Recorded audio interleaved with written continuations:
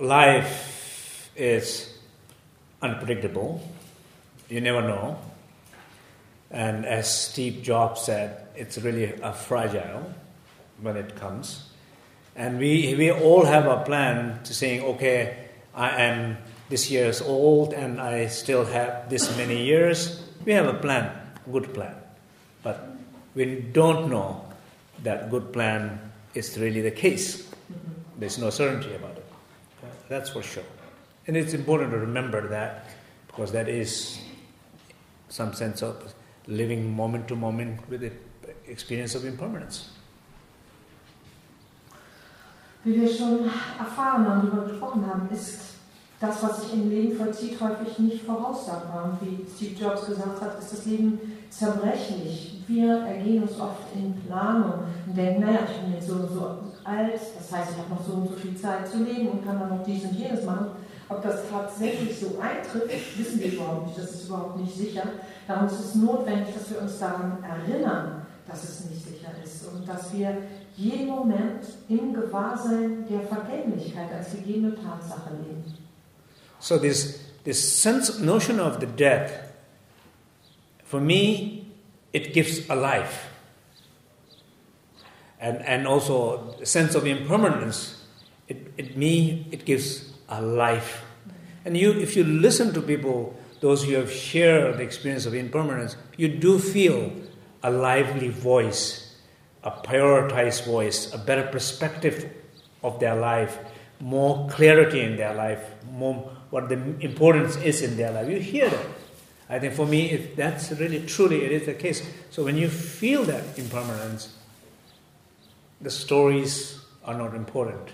What important is to be here and to feel that space, to feel that connection with people, to feel that warmth and love with people, and toward yourself. You know, that's the important. So that is, I think, to remember. Und es gibt wirklich dieses Gefühl, dass diese Vorstellung vom Tod im Grunde zu mehr Lebendigkeit führt.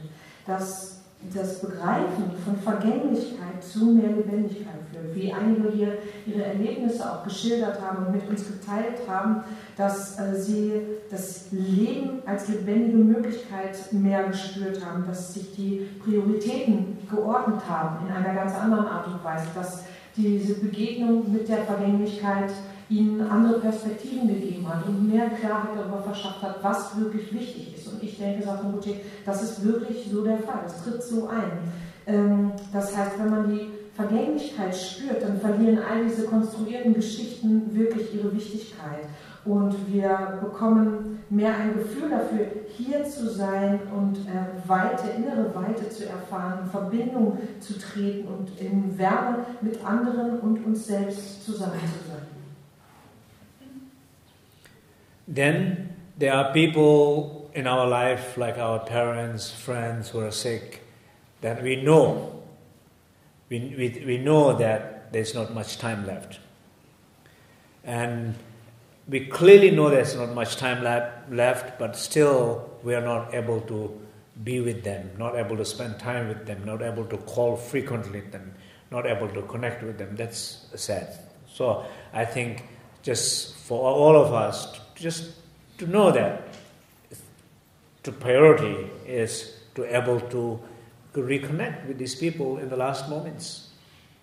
And in order to do that, again, I know like sometimes there are people who says that, oh, my parents are old, now I wanted to help. But when they're trying to go back to home, trying to help their parents, then they get trapped back into the same old stories about who's trying to advise another person trying to reject, and they get confused, and they get into the collective family pain. Same story again.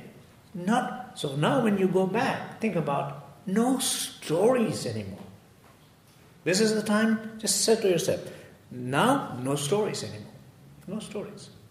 What matters is that space. What matters is that connection. What matters is that warmth. Three basic qualities of inner refuge is the only thing what matters. It doesn't matter anything. Nothing matters anymore. So all the things that you think it matters, just forget about it. Just forget about it. Just let go of it. And that is the only way you can help somebody. That's the only way you will heal the relationship. That's the only way it will give you some sense of peace when somebody do die. Otherwise, you can spend months and years trying to help somebody, and you might feel a failure in helping somebody because you get trapped into the same old collective family pain body. You don't want to do that.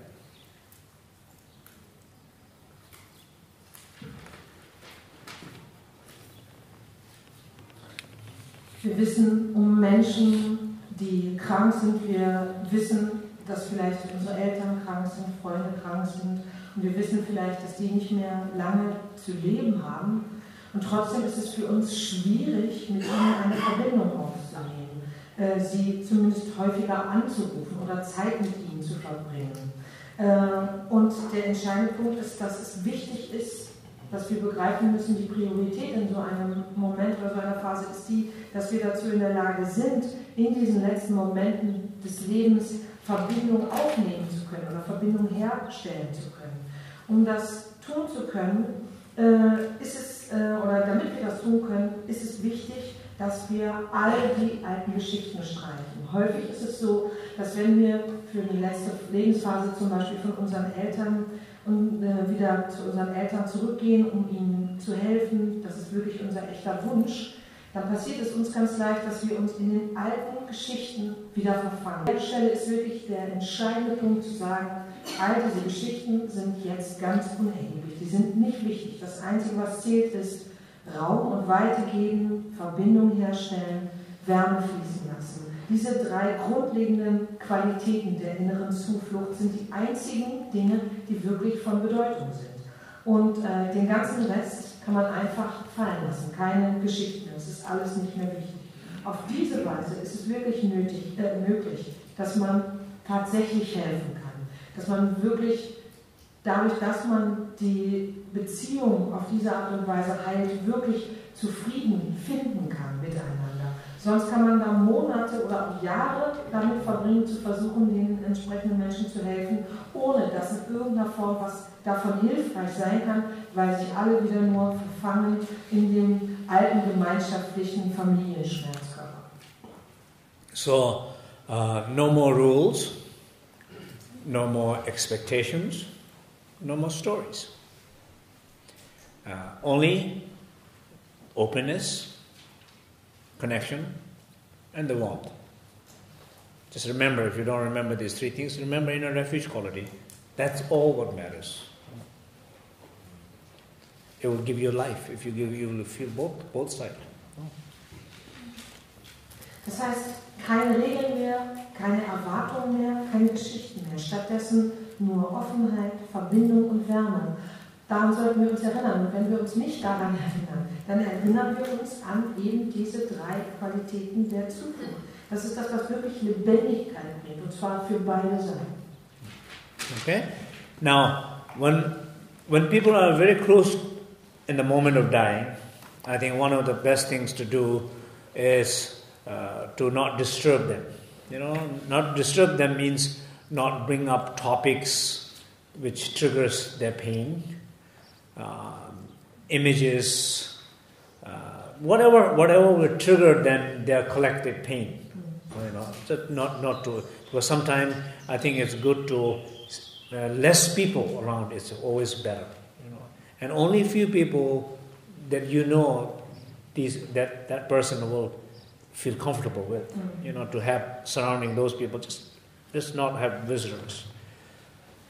And also, as we said, you know, like not to, when you go to visit the dying person, you go really, if you go with the inner refuge, that space, that connection, that warmth, you cannot do mistake.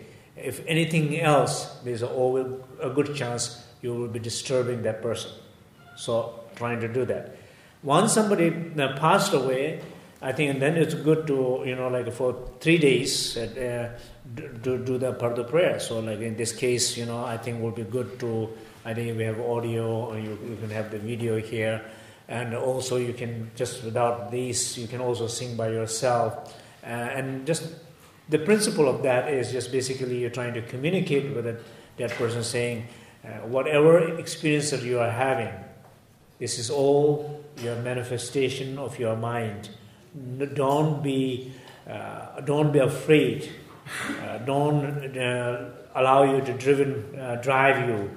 So it's just your manifestation. Recognize as a self-manifestation. Basically, this is what I'm saying. You recognize as a self-manifestation. Recognize as a self-manifestation. This is your manifestation. So this advice is like a saying. It's like similar like a saying. If somebody is sleeping and having a nightmare, and you're trying to tell people if there is a way to communication, you're saying to this person, this is just a dream. This is just a dream. Don't be afraid. Don't freak out. Don't run away. Don't try to chase if something is beautiful. Just, this is your mind. Just rest in that space. Rest in that space. Trust. Don't be fearful. That is the advice what you're trying to, during the part of prayer, that's what advice you're trying to give to that person. So you read the part of the prayer in that space of refuge. Okay?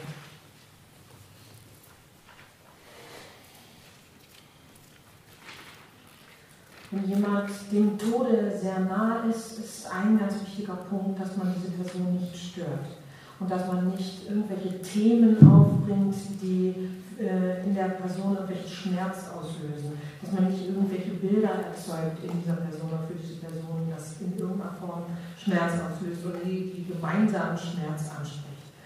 Und häufig ist es auch, dass je weniger Leute anwesend sind bei einer sterbenden Person, umso besser ist. Nur die paar wenigen Menschen sollten da anwesend sein, mit der sich die sterbende Person auch wirklich wohlfühlt. Und es sollten nicht so viele Besucher kommen. Und wenn man dann bei dieser eine sterbende Person besucht und bei dieser Person verweilt, sollte man das im Zustand der inneren Zuflucht tun. Wenn man das tut, in diesem Zustand der inneren Weite, des echten Kontaktes, der wirklichen Wärme, kann eigentlich kein Fehler passieren. Wenn man nicht in diesem Zustand so einer Person begegnet, dann kann das zu sehr viel Störungen und sehr viel Schwierigkeiten führen. Und wenn eine Person dann tatsächlich verstorben ist, dann führt man diese Bardo Gebets auf. Man hat die Audioaufnahmen davon, auch Videoaufnahmen, aber man kann es auch selber singen. Und das Prinzip dieser Bardo Gebete ist das, mit der toten Person zu kommunizieren, dahingehend, dass man ihr sagt, sie wissen lässt, dass all diese Manifestationen oder all das, was sie da erlebt in diesem Bardo, eine Manifestation ihres eigenen Geistes ist, dass es keinen Grund gibt, sich zu fürchten, dass man der Person sagt, lass dich davon nicht umtreiben oder antreiben und erkenne es als Selbstmanifestation, als deine eigene Manifestation, eine Manifestation, die sich aus dir heraus ergibt. Genauso wie wenn jemand einen Albtraum hat, man dann auf diese Person einwirkt und sagt, es ist nur ein Traum, hab keine Angst, du musst es nicht auslassen, es ist einfach nur ein Traum, oder auch, du musst dem nicht hinterherrennen, wenn es irgendetwas Schönes ist in einem Traum, sondern verweile einfach in dieser Weite und fürchte dich nicht. Es gibt nichts zu fürchten. Das ist sozusagen die Anweisung, wenn man so will, die in diesem Bardo-Gebet ausgesprochen wird. Und dieses Bardo-Gebet liest oder singt man eben auch in dem Zustand der inneren Zuflucht. Then during 3 days, you'll light a lot of candles. Here you can do candles is easiest way. In Tibetan tradition, we burn a lot of butter lamp, and the butter lamp symbolizes, it's like a showing the way to the light, a way to enlightenment. So that's like a passing through the darkness is showing the light. So the people burn a lot of candle lights. That's one thing. And then the other thing is, if it's possible, that the lamas, that somebody who's connected with you are connected with a master, or somebody whose dad is connected with a specific teacher or something, informing them for prayer and particularly for poa. So that is important.